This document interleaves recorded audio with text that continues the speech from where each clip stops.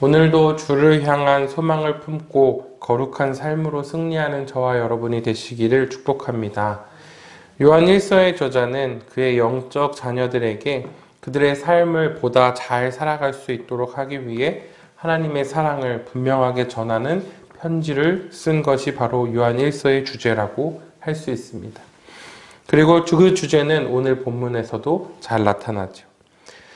오늘 본문의 말씀을 살펴보면 1절 상반부에서는 우리에게 아버지께서 어떠한 사랑을 베푸셨는지라고 말하며 과거를 회상하게 합니다.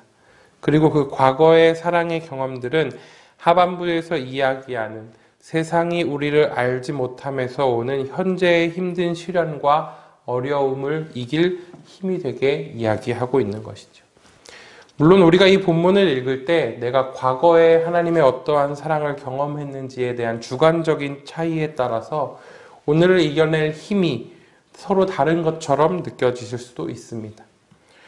오늘 이 본문을 읽는 가운데 잊고 있었던 옛날의 그 신앙적 경험이 떠오르신 분들은 그때의 그 뜨거움과 감사와 열정을 고백하시며 오늘을 다시 사는 힘을 얻을 수 있을 것입니다.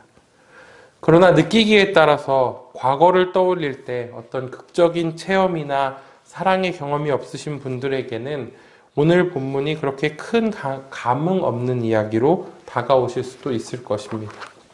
그러나 여러분에게 한 번 더 생각하시길 도전합니다.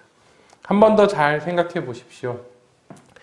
10가지 재앙과 홍해가 갈라짐을 경험했던 그 출애굽한 백성들도 광야 앞에서 하나님을 원망했습니다.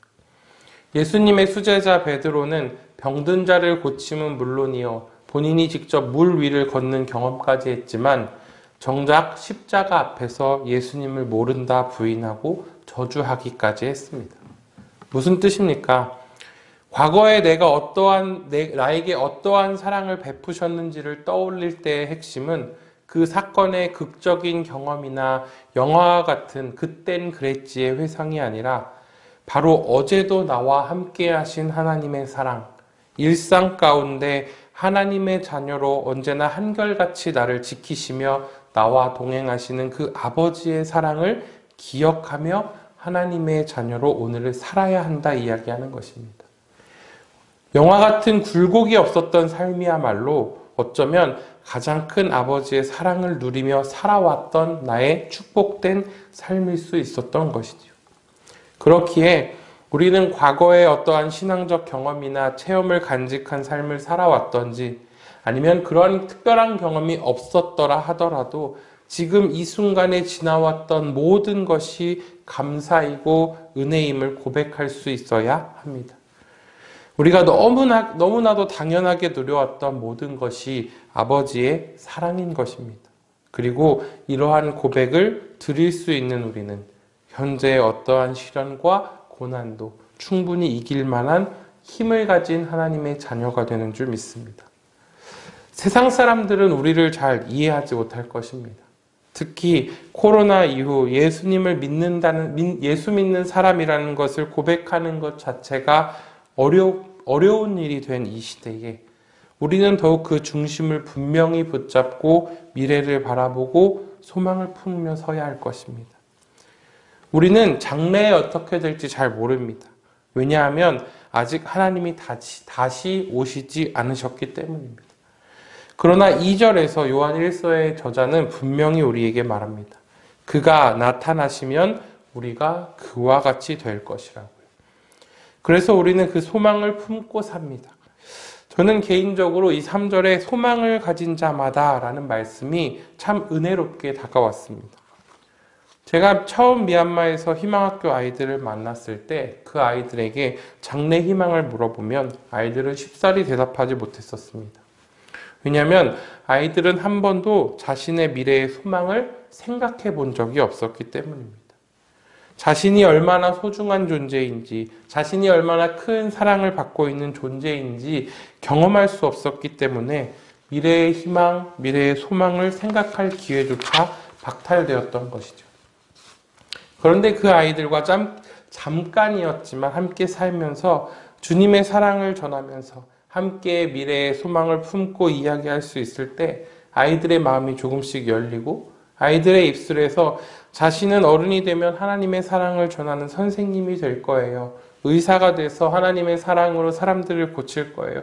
군인이 돼서 하나님의 사랑으로 이 나라 사람들을 지킬 거예요 라고 이야기를 할 수 있게 되었고, 그 소망을 품고 기도하게 되었을 때 정말로 기쁘고 감사했었습니다. 하나님의 사랑이 아니고서는 감히 어떻게 우리가 소망을 품을 수 있겠습니까? 미래의 소망을 이야기할 수 있겠습니까?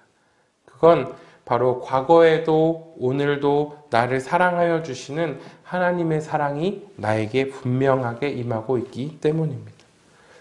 오늘 이 아침 여러분을 향한 과거에도 있었고 지금도 있으며 앞으로도 영원히 한결같을 하나님의 사랑을 재발견하는 시간 되시길 축복합니다.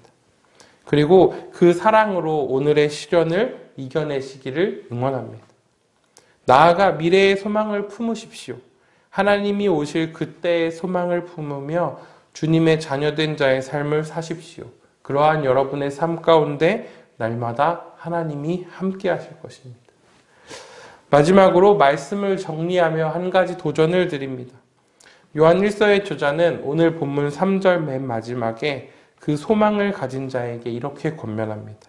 그의 깨끗하심과 같이 자기를 깨끗하게 하라고요.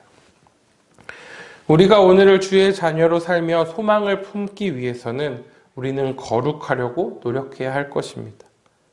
온라인 속회로 나누고 있는 요즘 그리스도를 본받아 라는 책의 3장에 이런 구절이 나옵니다. 최후의 심판날에 하나님께서는 우리에게 무엇을 읽었는지가 아니라 무엇을 행하였는지 물으실 것이고, 얼마나 말을 잘하였는지가 아니라 얼마나 거룩하게 살았는지를 물으실 것입니다. 하나님의 사랑을 누리며 사는 여러분, 우리에게 사랑을 주신 하나님을 닮아 살기 위해 노력하는 하루가 되시기를 축복합니다.